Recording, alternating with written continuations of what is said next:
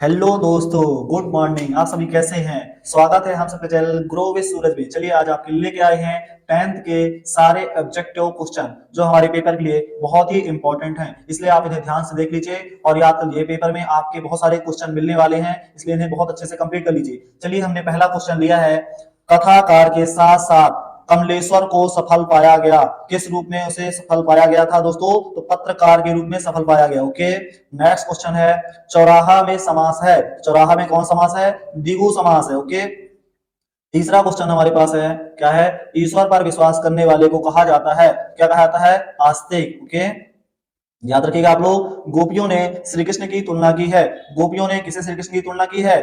हरिल की लकड़ी से। प्रयोगवादी के कवि हैं। प्रयोगवादी कवि कौन है? अंग्रेजी हैं प्रयोगवादी कवि, याद रखिएगा आप लोग। गद्य का प्रारंभिक रूप था। गद्य का प्रारंभिक रूप क्या था? बोलचाल का रूप। ओके, परशुराम को व्यंग भरे उत्तर दिए हैं। किसने परशुराम को व्यंग भरे उत्तर दिए हैं? लक्ष्मण ने दिए थे। कवि बादलों के बरसने का आह्वान कर रहा है।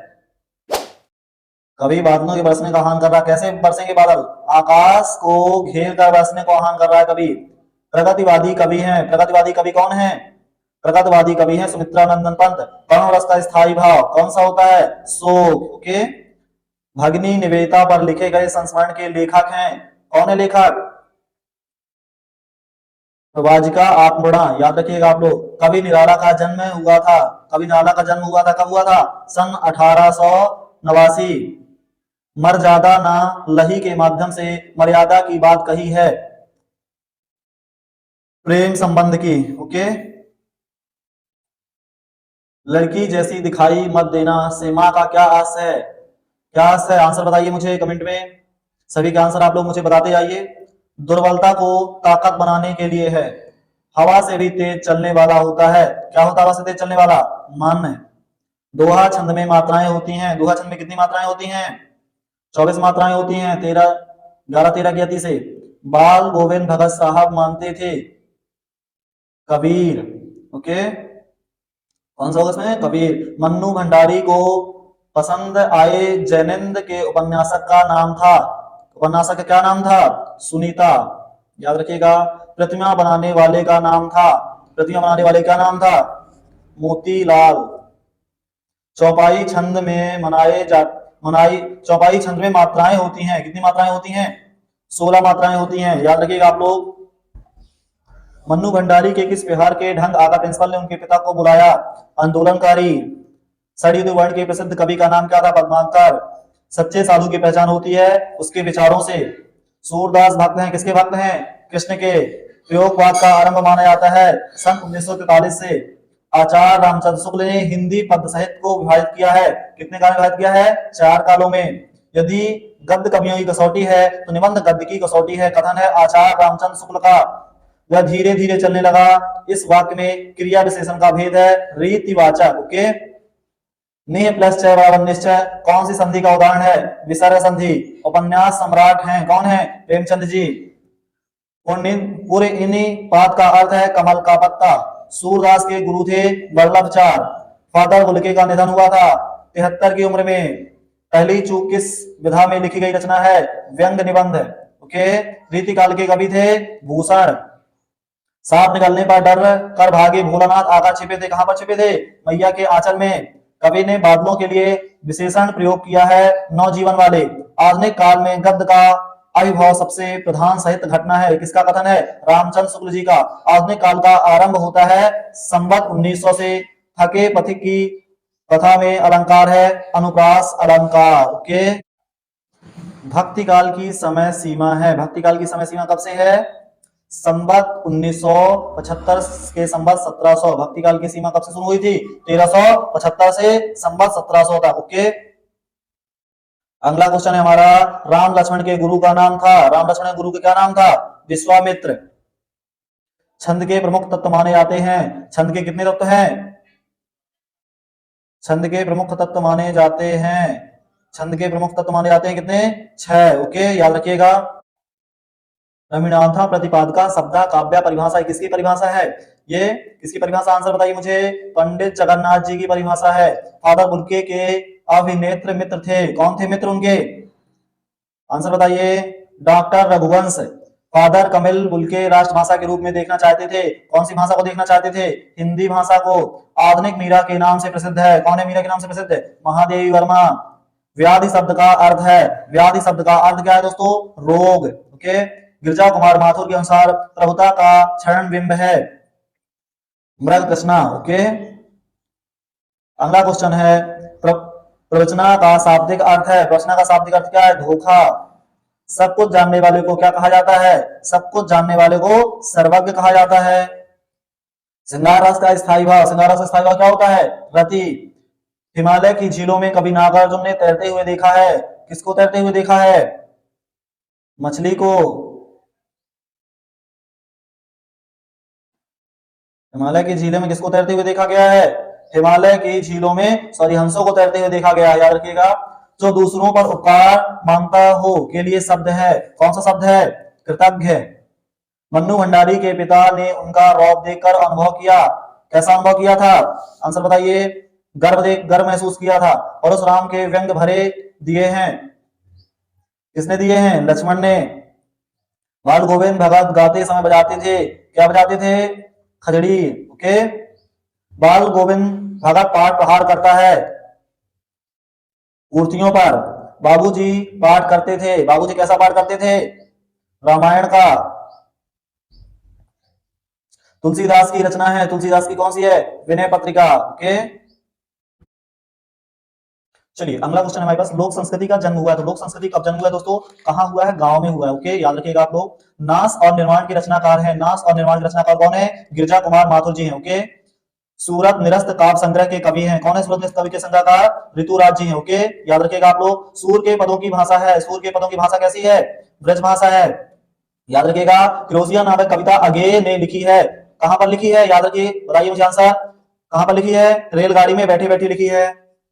जयशंकर प्रसाद संग्रह नहीं है। जयशंकर प्रसाद संग्रह नहीं है। कहे कि नहीं है? साय में धूप। ओके। शिव धनुष के टूटने में क्रोधित हो उठे। कौन क्रोधित हो गया था? बताइए मुझे। इसमें से परशुराम जी कौन क्रोधित हो गए थे? ठीक है ना, याद रखिएगा आप लोग। गेहूं और गुलाब निबंध के लेखक हैं। गेहूं और गुलाब निबंध के लेखक कौन है? राम वृक्ष बैनी जी हैं। सूर की रचना नहीं है। सूर की रचना कौन सी नहीं है? विनय पत्रिका नहीं है। ठीक है। सूरसागर, सूरावरी और साहित्य लहरी सूरदास की रचना है। भोलानाथ और उसके साथी अपने फरोदे के किवाड़ बनाते थे। कहे से बनाते थे? दिया सलाई की पेटियों से। लेखक अपनी अभियांतर व्यवस्था को पहचान पाता है। कैसे पहचान पाता है? लिखकर। कुहासा का अर्थ होता है, क्या होता है? कोहरा। शब्दालंकार के प्रमुख प्रकार हैं। कौन से प्रकार हैं? उपमा, रूपक और अनुप्रास अलंकार। ओके। छायावाद के आधार स्तंभ कवि नहीं है। छायावाद के आधार कौन नहीं है? सूरदास जी नहीं है। नई कविता में समर्थ कवि है। नई कविता में कौन से कवि हैं? गिरजा कुमार माथुर। अमरकंटक की केंद्रीय सत्ता है। नर्मदा नदी है केंद्रीय सत्ता। कस्बे के चौराहे पर प्रतिमा लगी थी। किसकी प्रतिमा लगी थी? आंसर बताइए मुझे। सुभाष चंद्र बोस की प्रतिमा लगी थी। लानत है आपकी अकल पर कथन था। किसका कथन था ये? सभापति का। शहर के प्रमुख चौराहे पर नेताजी सुभाष चंद्र बोस की प्रतिमा लगवा दी गई थी। किसके द्वारा लगवा दी गई थी? वकील द्वारा। ओके। अद्भुत रस का स्थायी भाव है। अद्भुत रस का स्थायी भाव क्या होता है? विस्मय। ओके, याद रखिएगा सारे के सारे आंसर। चलिए अगला क्वेश्चन है दोस्तों हमारे पास, क्या बाल गोविंद भारत साहब मानते थे? किसको मानते थे बाल गोविंद साहब? कबीरदास जी को मानते थे। याद रखिएगा आप लोग। नेताजी की प्रतिमा की ऊंची थी, कितनी ऊंची थी? 2 फुट ऊंची थी। प्रयोगवाद के जनक कहा जाता है। प्रयोगवाद के जनक किसे कहा जाता है? बताइए आंसर। अगेय जी को कहा जाता है। बूढ़े किसान ने राष्ट्रपति को उपहार में भेंट दिया है।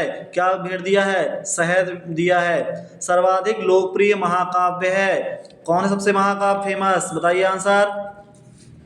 सर्वाधिक लोकप्रिय रामचरितमानस। कन्यादान कविता ने नारी के किस भाव की अभिव्यक्ति की है? आंसर बताइए मुझे। संवेदनहीनता। कवि ने बादलों को कहाँ गिरते देखा है? कवि ने बादलों को अम्ल धमल गिरी पर गिरते देखा है। प्रसाद जी को कमानी पर पारितोषिक मिला है।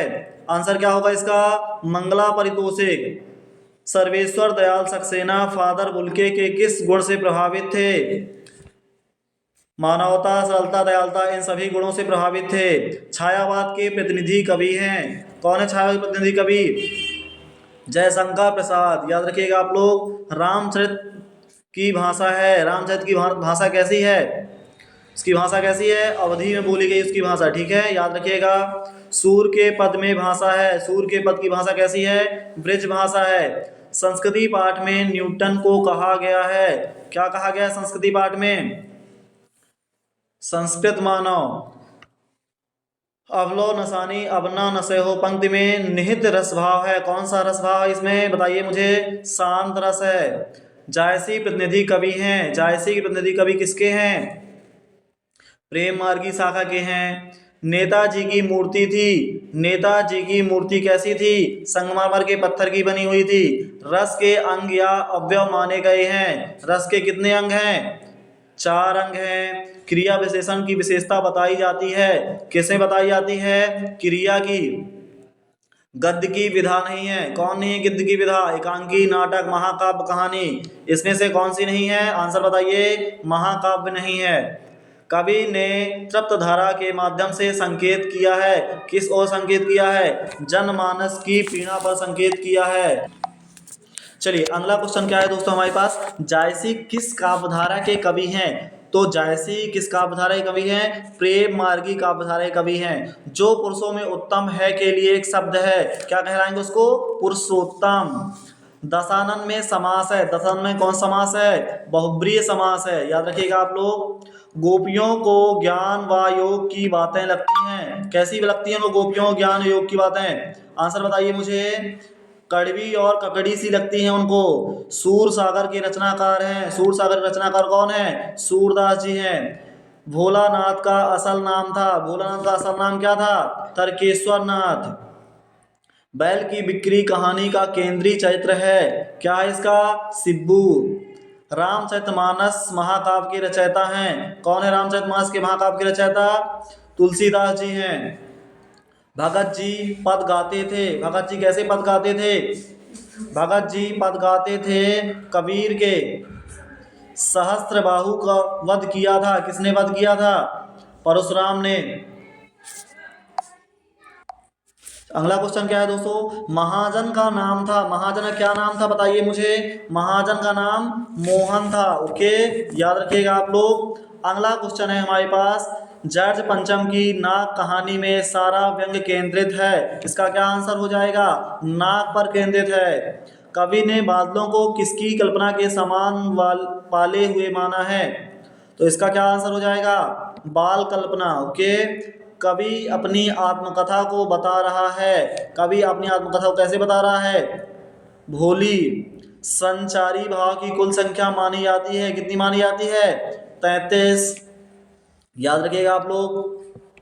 इसके साथ में हमारा अगला क्वेश्चन है, कलम का जादूगर किसे कहा जाता है? तो कलम का जादूगर रामवक्ष बेनीपुरी को कहा जाता है। रौद्र रस का स्थायी भाव क्या होता है?